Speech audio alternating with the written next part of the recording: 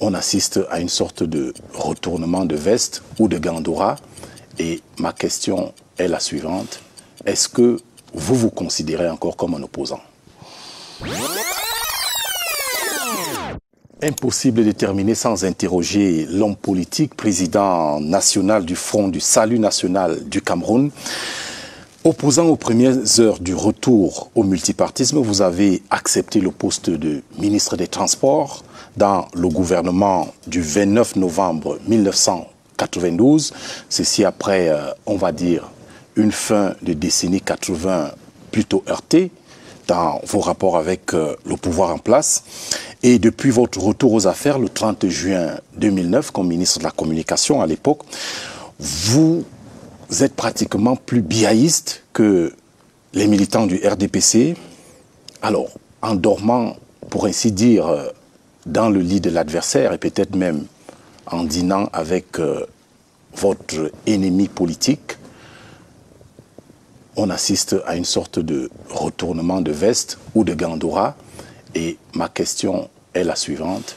Est-ce que vous vous considérez encore comme un opposant? Bien, merci pour la pertinence de votre question. Je n'ai rien à voir avec le RDPC. Rien. Le seul carrefour que j'ai avec le RDPC, c'est quand il s'agit de l'élection présidentielle, parce que tous nous soutenons le même candidat, à savoir le président de la République, M. Paul Biya, qui est le président de leur parti. Quand il s'agit de toute autre élection, nous nous battons.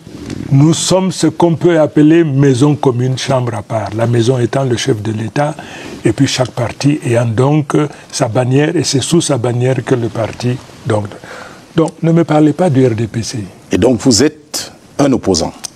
Je suis absolument un opposant. Je suis un opposant qui a choisi librement. Et je voudrais qu'on respecte mon choix. J'ai choisi librement d'accompagner le président Biya sans négocier quoi que ce soit, cher monsieur. Je n'ai signé aucune convention avec le président de la République. Aucune. Alors, j'ai décidé simplement, à un moment donné de l'histoire de notre nation, j'ai compris que mon devoir d'homme politique, c'était de m'investir, de lui apporter tout ce que je peux et de l'aider dans la gouvernance de la nation. Très bien. Votre carrière fait de vous, si j'ose dire, un des caïmans du marigot politique national. Vous qui avez été conseiller municipal UNDP de la ville de Garoua en 1992, député à l'Assemblée nationale la même année, ministre des Transports, je l'ai dit, de 1992 à 1996, président fondateur du Front pour le Salut national du Cameroun depuis 2007, ministre de la Communication de 2009 à 2019 et ministre de l'Emploi et de la Formation professionnelle depuis le 4 janvier 2019.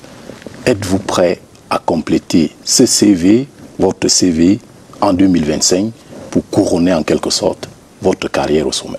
Qu'est-ce que vous entendez par là? Êtes-vous prêt à aller aux élections comme candidat? Vous me surprenez. Vous me surprenez. Je vous ai dit que j'accompagne le président Biya jusqu'à la fin de sa carrière. Vous voulez dire donc en 2025, le président va arrêter? Il y a une élection.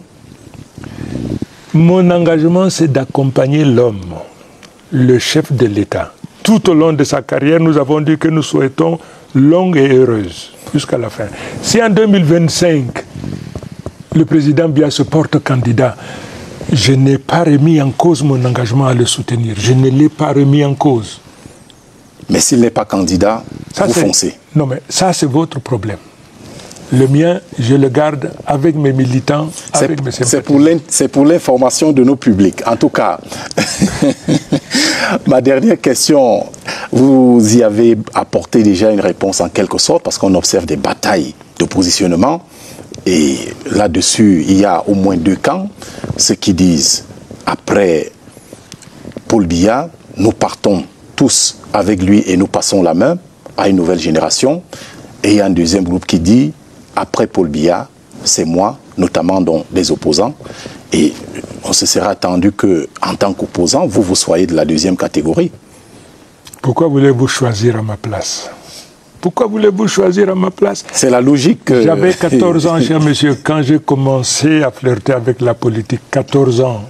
Et tout mon séjour en tant qu'étudiant, je n'ai fait que des études scientifiques pour lesquelles j'y ai été envoyé et de la politique.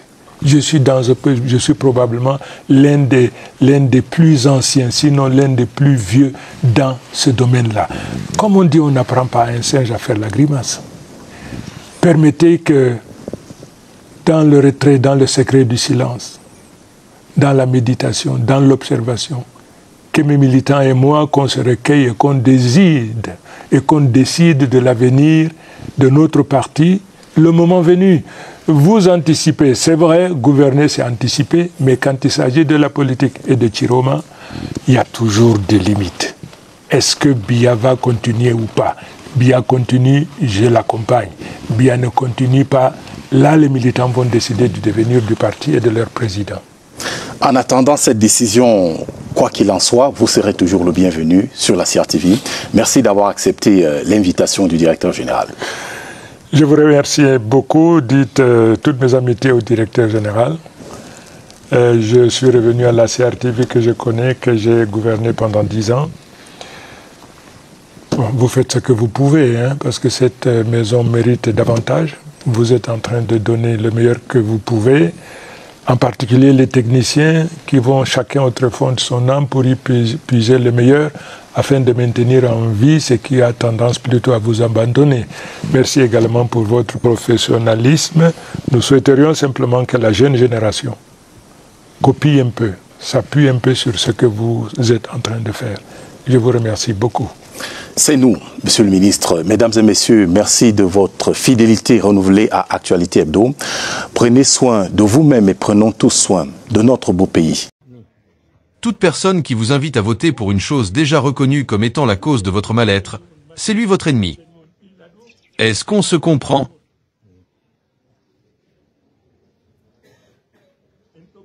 Vous savez qu'un parti vous a causé un problème. Vos jeunes filles restent sans mariage parce que les jeunes hommes sont sans activité professionnelle, et ce en dépit de leurs multiples prières pour obtenir des hommes valables. Or, comme vous savez, dans notre contexte, un homme ne devient valable que quand il a une activité génératrice de revenus. Comment vont-ils l'avoir si, dans tous les concours qu'ils font, on les recale? En plus, il n'y a aucun investissement digne de ce nom qui est fait pour les aider. Ils errent dans une misère indescriptible. Et c'est dans ces conditions que quelqu'un se lève et veut vous forcer à voter pour une personne ou pour un parti qui n'a pour seul projet que de vous apporter davantage de misère. N'est-ce pas là une véritable calamité?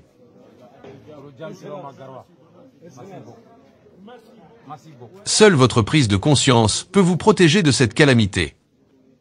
Même si c'est moi Chiroma qui vous dit demain de voter pour les responsables de vos malheurs, considérez-moi comme votre ennemi.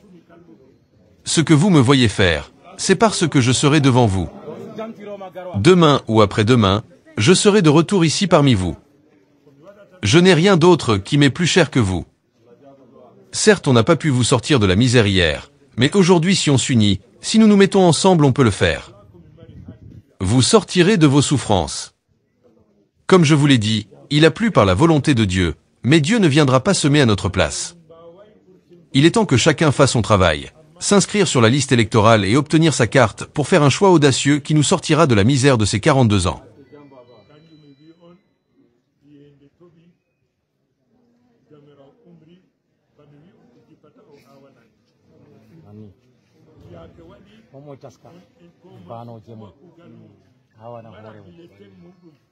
Suba ko wurtinta en ɓillo ɓilla duuɓi capan e nayyi